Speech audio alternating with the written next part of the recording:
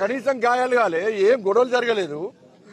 వీళ్ళు తీసుకుపోయి ఈ అమ్మాయిలను తీసుకుపోయి పోలీస్ స్టేషన్ తీసుకుపోయి కూర్చోబెట్టి ఇష్టానుసారంగా మాట్లాడితే ఏ చట్టం చెప్పింది?